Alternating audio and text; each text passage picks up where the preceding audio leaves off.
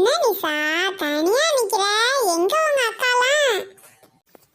டேய் ராகுல், எப்போ பார்த்தாலும் அவளுக்கு டிவியே பார்க்குறாளுகடா. ரொம்ப கடுப்பாக இருக்குது. ஏதாச்சும் விளையாடலான்னு கூப்பிட்டா வரவே மாட்டேங்கிறாளுக. என்னத்தை பண்ணி தொலைக்கிறது? என்ன விளையாட்டுன்னு சொல்லு, நானும் வர்றேன். நம்ம 2 பேரும் விளையாடுவோம். வேணா ஃப்ரெண்ட்ஸ் எல்லாம் வேணா கூட்டிட்டு வரேன், ஜாலியா விளையாடலாம். ஏய் ஜாலிடா, போய் ஃப்ரெண்ட்ஸ் எல்லாம் கூப்பிட்டு வரியா? ஆமாம், என்ன விளையாடலாம்? இப்படி பக்கத்துல வா, நான் சொல்றேன். அத கண்ணாமூச்சி விளையாடுவோமா? எனக்கு ஓகே தான்டா. ஆனால் ஃப்ரெண்ட்ஸ் எல்லாம் வேணும்ல, போய் கூட்டிட்டு வா. அட பாவி பயலுகளா. ஐயோயோ, இந்த 3 பொம்பளை பிள்ளைங்களை பெற்று வச்சுக்கிட்டு நான் படுற அவஸ்தை. விட்டு வெளியில போக முடியலம்மா. எவனாச்சும் வீட்டுக்கு வந்துடுறானே. என்னத்தான் பேசுவானுங்களோ தெரியல. ஏன்டா அதை கொஞ்சம் தூரமா நின்று பேச மாட்டீங்களாடா? டேய், இந்த பாருடா வெள்ளை சப்பீஸு. டேய், உனக்கு என்னடா வேலை? வீட்டில் யாரும் இல்லாதப்ப நீ எதுக்குடா வீட்டுக்கு வர்ற? அப்பா, ஏப்பா அவனை திட்டுறீங்க? நான் தான்ப்பா அவனை விளையாடலான்னு கூப்பிட்டேன். அக்கா 2 பேர் டிவி பார்த்துட்டே இருக்காளுகள்ல, எனக்கு ரொம்ப போர் அடிக்குதுப்பா. இவன் ஃப்ரெண்ட்ஸ் எல்லாம் கூப்பிட்டு வந்தானே, நாங்கள் எல்லாரும் சேர்ந்து விளையாடுறோம்ப்பா. கண்ணாமூச்சி விளையாட போகிறோம். அதாப்பா பேசிகிட்டு இருந்தோம். நீ சும்மா இருமா, உனக்கு ஒன்றும் தெரியாது. அங்கிள் உண்மையிலே விளையாட தான் அங்கிள் போறான். நீங்க ஏன் அங்கிள் கோவப்படுறீங்க? கோவப்படாதீங்க அங்கிள், அப்புறம் பிரஷர் ஏறிடும் அங்கிள். ஏய், இதெல்லாம் வைரம் பாஞ்ச உடம்புடா. இதுக்கு ப்ரெஷரும் வராது, சுகரும் வராது. உன் வேலையை பாரு போ. அப்பா என்னப்பா, கொஞ்ச நேரம் விளையாண்டு வந்துடுறேன்ப்பா. இதை பாரு நிஷா, இப்போ விளையாட வேண்டாம், அப்புறமா விளையாடலாம். அவனை போ சொல்லு. சொன்னது காதில் விழுந்துச்சா? சரிங்கப்பா. என்ன நிசா, உங்க அப்பா இப்படி கோவப்படுறாரு என்ன பார்த்தாலே? நான் ஒண்ணுமே பண்ணல, உனக்கு தானே ஹெல்ப் பண்ண தானே நான் வந்தேன். உங்க அக்கா, அப்பா, அம்மா எல்லாருமே இப்படிதான் இருக்காங்க. ஏன்னே தெரியல. நீ மட்டும்தான் நல்ல வந்த வீட்டுல, தெரியுமா? சரி பரவாயில்ல, நாம இன்னொரு நாளைக்கு விளையாடலாம். வரேன். சரிடா. என்னடி நிசா, என்னாச்சு? போங்கடி, நீங்களாம் அக்காவா? நீங்கள் விளையாட கூப்பிட்டேன், வரவே இல்லை. ஏதோ அவனாச்சும் விளையாட வந்தான், அதையும் வந்து கெடுத்து விட்டு போயிட்டாரு அப்பா. இவர் ஏன் தான் அவளை கோவம் வருதுன்னே தெரியல. பசங்களை பார்த்தாலே கத்துறாரு. இப்படித்தாண்டி நேற்று நானும் என் ஃப்ரெண்டு கிட்ட பேசிக்கிட்டே வந்து வாழ்னு கத்துறாருடி. ஏன் கத்துறாருன்னு தெரியலடி. ஆமாண்டி, இதே மாதிரி தான் நானும் கவனிச்சிருக்கேன். யாருன்னா பசங்கள்கிட்ட பேசினா அப்பாவுக்கு பயங்கரமாக கோவம் வருது. இதுக்கு தாண்டி அம்மா இருந்தால் அப்படிலாம் கோவப்பட மாட்டாங்கல்ல. என்ன விளையாட போகிறீங்க, எங்கே போகிறீங்க, அம்மாட்ட சொல்லிட்டு போகணும், பத்திரமா விளையாடணும், இப்படி தானடி சொல்லுவாங்க. கோவமே பட மாட்டாங்க. அப்புறம் அப்பப்போ வந்து அம்மா பார்த்துக்கிட்டே இருப்பாங்கல்லடி. அப்பா தாண்டி இப்படி கோவப்படுறாரு, ஏன்னே புரியவே மாட்டேங்குதுடி. ஏ நிசா, அப்பா கோவப்படுறதுல ஏதாச்சும் காரணம் இருக்கும்டி. நம்ம சின்ன பிள்ளைங்க தானே, அது நமக்கு புரியாது. நம்மளே அப்பாட்ட ஒரு நாளைக்கு கேட்டுக்கலாம். ஆமாம், அவர்கிட்ட கேட்கறது ஒன்று தான், கேட்காம இருக்கிறது ஒன்று தான். அவர் சொன்னாலும் ஒன்றும் புரியாது. புரியுற மாதிரி சொல்கிறதுக்கு அவருக்கு தெரியாது. கத்துறது மட்டும்தான் அவருக்கு தெரியும். எதுக்கு எடுத்தாலும் கத்துவார்.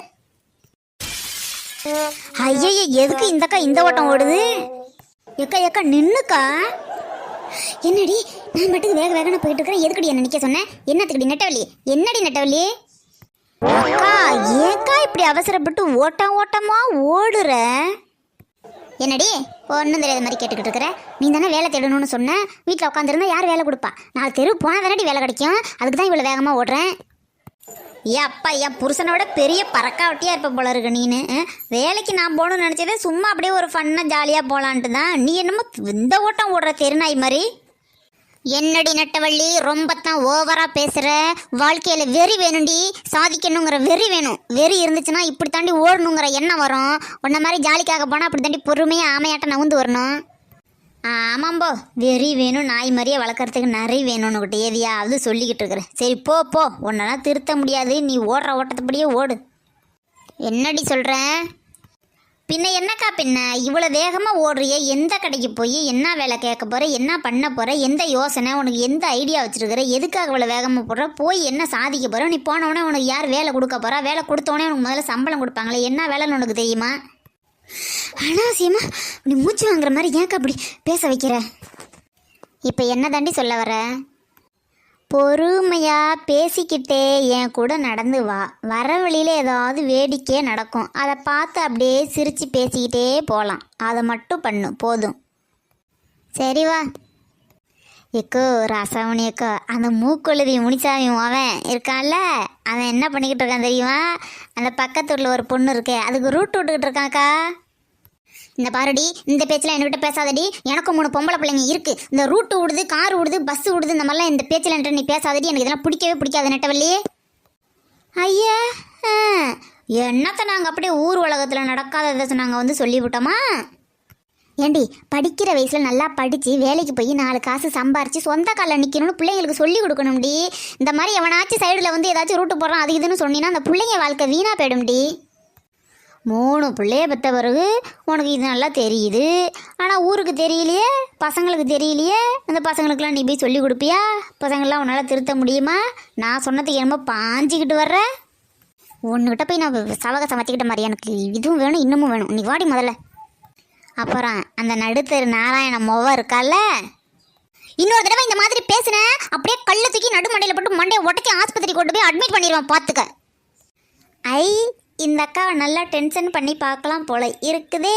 நமக்கு நல்லா பொழுதுபோக்கு கிடைக்கும் போல இருக்கே. இன்னைக்கு ஃபுல்லாக இதை வச்சே பேசி பேசி ஃபன் பண்ணிட வேண்டியது தான். வர்றியா என்னாடி? இதோ வந்துட்டேன்க்கா. டேய், மேட்ரு தெரியுமா? வாத்தியார் மோவ யாரோ ஒரு பையனை எழுதிட்டு ஓடி போயிட்டான். 2 நாளாச்சு. அந்த பொண்ணா? ஏ அப்பா, குனிஞ்சத்தில் நிமிராமல்ல போவோம். இந்த காலத்தில் எந்த பொண்ணையும் நம்பவே கூடாதுன்னு. யார் வீட்டு பொண்ணு எப்படி இருந்தா இவனுங்களுக்கு என்ன வந்துச்சு? எதுக்கு இப்படி கூடி கூடி பேசிக்கிறானுங்கன்னே தெரியலையே. இதெல்லாம் நம்ம காதில் வாங்கவே கூடாது. டேய் முருகேசா, வந்த வேலையை மட்டும் பாரு. வந்துட்டீங்களாண்ணே? ரொம்ப நேரமாக வெயிட் பண்ணுறீங்களா? இல்லைம்மா, இப்போதான் வந்தேன். எங்கம்மா ஆளு? வாங்கக்கா. அண்ணே, இவங்க தான். நீங்கள் ஆள் அழைச்சிட்டு வர சொன்னீங்க, நான் அழைச்சிட்டு வந்துட்டேன். நீங்களாச்சும் அவங்களாச்சும் உங்களுக்குள்ளே என்ன பேச்சுவார்த்தை நடத்தணுமோ நீங்கள் நடத்திக்கங்க. அப்படி நான் ஓரமாக நின்றுக்கிறேன். ஐயா வணக்கம். உங்களுக்கு தான் வீட்டு வேலைக்கு ஆள் தேவைப்படுதா? மற்ற விஷயத்தெல்லாம் பேசிடலாமா? இதோ ஒரு நிமிஷமா வந்துடுறேன்.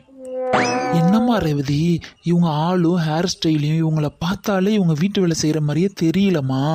என்னம்மா இவங்கள அழைச்சி வந்திருக்க? ஒழுங்காக வேலை செய்வாங்களா என்னம்மா? படித்தவங்கள மாதிரி இருக்காங்க. நீங்கள் போய் அவங்கள்ட்ட பேசுங்கண்ணே, அவங்களே சொல்லுவாங்க. ஐயா இங்க வாங்க. உங்களுக்கு என்ன சந்தேகமா இருந்தாலும் என்கிட்ட கேளுங்க, நான் சொல்றேன். இல்லைம்மா, உங்களை பார்த்தா படித்தவங்கள மாதிரி தெரியுது, வீட்டு வேலையெல்லாம் செய்வீங்களான்னு தெரியல, அதனால தான். வேற ஒன்றும் இல்லைம்மா.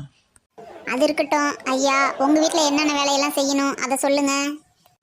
வீட்டில் என்ன வேலைமா இருக்க போகுது? எல்லார் வீட்லேயும் இருக்கிற அதே வேலை தானே. பாத்திரம் கழுவுறது, துணி துவைக்கிறது, காஞ்ச துணியை மடித்து கொண்டு வந்து வைக்கிறது, வீடு கூட்டுறது, வீடு துடைக்கிறது, அதுக்கப்புறம் நேரத்துக்கு சாப்பாடு செஞ்சு கொடுக்கறது, பசங்களை கரெக்டான டைமுக்கு ஸ்கூலுக்கு கிளப்பி போடுறது. இந்த வேலை தானம்மா. இதுக்கு தாம்மா ஆள் கேட்டுக்கிட்டு இருக்கிறேன்.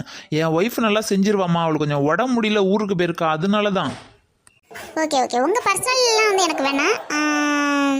நீங்க ஒரு வேலை சொல்லுவீங்க நான் நினைச்சேன். பட் நீங்க என்னன்னா, நீங்க வந்து எல்லா வேலையுமே வந்து என்ன செய்யணும்னு சொல்றீங்க. அதாவது உங்க ஒய்ஃப் செய்யற மாதிரி எல்லா வேலையும் நானும் இழுத்து போட்டு செய்யணும் அப்படின்னு நீங்க வந்து எதிர்பார்க்குறீங்க. ஒரே ஒரு வேலை, அதாவது பாத்திரம் கழுவுறதுக்கு மட்டும்னா ஒரு பேமெண்ட்டு, துணி துவைக்கிறதுனா அதுக்கு தனி பேமெண்ட்டு. இப்போ நீங்கள் எல்லா வேலையுமே சொல்லிட்டீங்கிறதுனால ஃபுல்லாக வந்து பேமெண்ட் வரும். சம்பளம் எவ்வளோன்னு இருங்க, நான் கொஞ்சம் செக் பண்ணி சொல்கிறேன். சம்பளம் கூட அப்புறம் பேசிக்கலாமா. வந்து வீட்டில் முதல்ல 2 நாள் வேலை செஞ்சு பாருங்கம்மா. உங்களுக்கு பிடிச்சிருந்தா செய்யுங்க, அப்புறம் சரியில்லைன்னா நீங்கள் விட்டுடுங்கம்மா. ஐயா அதுமாரி கிடையாது. ஹலோ, ஓகே, ஆஃபீஸ் ரூமா? ஓகே சார், இவர் வந்து எல்லா வேலையுமே செய்யணும்னு சொல்கிறாரு. எவ்வளோ அமௌண்ட் வருதுன்னு கொஞ்சம் செக் பண்ணி பார்த்துட்டு சொல்லுங்கள் சார். எல்லா வேலையும் ஃபிக்ஸட் பேமெண்ட் தான், மந்த்லி 2 lakhs. Okay, thank you. சம்பளத்தெல்லாம் யார்ட்டம்மா கேட்குறீங்க? எதை நானாக பார்த்து போட்டு கொடுக்கறது தானே. இதுக்கெல்லாம் போய் நீங்கள் யார்ட்டம்மா கேட்டுக்கிட்டு இருக்கிறீங்க? சார், நீங்கள் இன்ஜினியர் ஆகணுமா? காலேஜ் இருக்கு. டாக்டர் ஆகணுமா? காலேஜ் இருக்கு. கலெக்டர் ஆகணுமா? காலேஜ் இருக்கு. டீச்சர் ஆகணுமா? காலேஜ் இருக்கு. நர்ஸ் ஆகணுமா? காலேஜ் இருக்கு. இது மட்டும் கிடையாதுன்னா ஏகப்பட்ட காலேஜ் இருக்கு. நீங்கள் ஃபியூச்சரில் என்ன ஆக போறீங்கிறதுக்கு எல்லாத்துக்கும் காலேஜ் இருக்கு. உங்கள் படிப்பு இருக்கு, வசதி இருக்கு, எல்லாத்துக்கும் காசு செலவு பண்ணணும். ஆனால் வீட்டு வேலைக்கு காலேஜ் இருக்கா? அந்த காலேஜை கட்டணும், உருவாக்கணும். அதுக்காக தான் நாங்கள் ஒரு குழு அமைச்சு வீட்டு வேலைக்கெல்லாம் ஆள் யார் யாரெல்லாம் கேட்குறாங்களோ செலக்ட் பண்ணி அதுக்கு உங்களை மாதிரி ஆளுகளுக்கு வேலை அனுப்புகிறோம் பாருங்க. வேலைக்கு அனுப்புகிற ஆள் இருக்காங்க பாருங்க, அவங்களுக்கு நாங்கள் ட்ரைனிங் கொடுக்குறோம். அதுக்கெல்லாம் அப்புறம் நாங்கள் ஈக்குவல் பண்ணணும்ல. அதுக்காக தான் சார் 2 lakhs, மந்த்லி 2 lakhs ஆகும். நீங்கள் வந்து யோசிச்சு முடிவு பண்ணி சொல்லுங்கள், ஒன்றும் அவசரம் இல்லை. என்னை பார்த்தா என்ன கேன பைலட்டும் தெரியுதா? என்னமோ காலேஜ் இருக்குது, படிப்பு இருக்குது, வசதி இருக்குது, காசு இருக்குன்னு என்னென்னமோ சொல்லிக்கிட்டு இருக்கிற. காசுக்கே இல்லாமல் கஷ்டப்படுறவங்க தானே வீட்டு வேலைக்கு வருவாங்க. உங்களுக்கு விருப்பம் இருந்தா வந்து செய்யுங்க, இல்லைன்னா போங்க. ஓ அப்படி சொல்றீங்களா?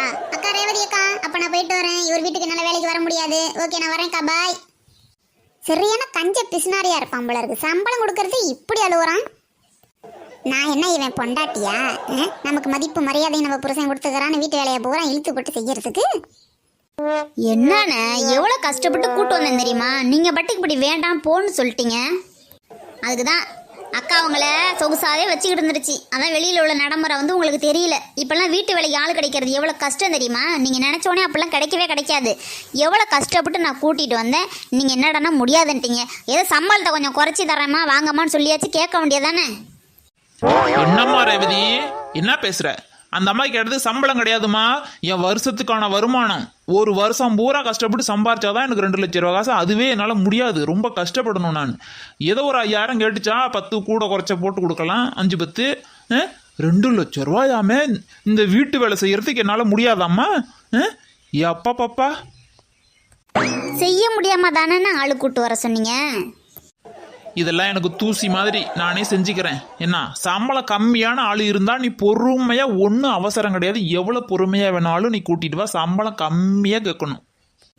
அப்படின்னா ஏதாவது ஒரு வேலை கொடுங்க. ஒன்று பாத்திரம் கழுவ சொல்லுங்க, இல்லைன்னா துணி துவைக்க சொல்லுங்க, இல்லைன்னா சமைக்கிறதோட நிறுத்திக்கிட்டு நீங்கள் எல்லா வேலையும் நீங்கள் பார்த்துக்கோங்க. அவங்க தான் ஒரு வேலை கொடுத்தா சம்பளம் கம்மின்னு சொல்கிறாங்களே, அதை விட்டுட்டு நீங்கள் என்னடானா வீட்டு வேலையை பூரா நீங்களே செய்ய சொல்கிறீங்க. அப்புறம் சம்பளம் கூட கேட்க மாட்டாங்களா? முடியாது முடியாது முடியாது. 5000 ரூபாய்க்கு மேலே சம்பளம் கொடுக்க மாட்டேமா நான். ஆள் இருந்தால் கூட்டுவா, இல்லைன்னா வேண்டாம். 5000மா? ஐய அண்ணா, ஏன் கம்சனே 5000 ரூபா? எந்த காலத்தில் இருக்கீங்க? எப்போ சாமி. நீங்களே உங்கள் வீட்டு வேலையெல்லாம் பார்த்துக்கோங்கண்ணே. அந்த 5000 ரூபாயை மிச்சப்படுத்தி வச்சுக்கோங்க. என்னால் ஆள் கூட்டு வர முடியாது, கோச்சிக்காதீங்க. நான் வரட்டுமா? இருமா, சரிம்மா, ஏதோ 5-10 கூட போட்டு தர்றேன். கம்மியான சம்பளத்துக்கு ஆள் கூட்டுவாம்மா, என்னாலையும் வீட்டு வேலை செய்ய முடியலம்மா. பார்க்கலாண்ணே பார்க்கலாம். நான் வர்றேன். ஆள் ரெடியானா கூப்பிட்றேன். இப்போ நீங்கள் போங்க.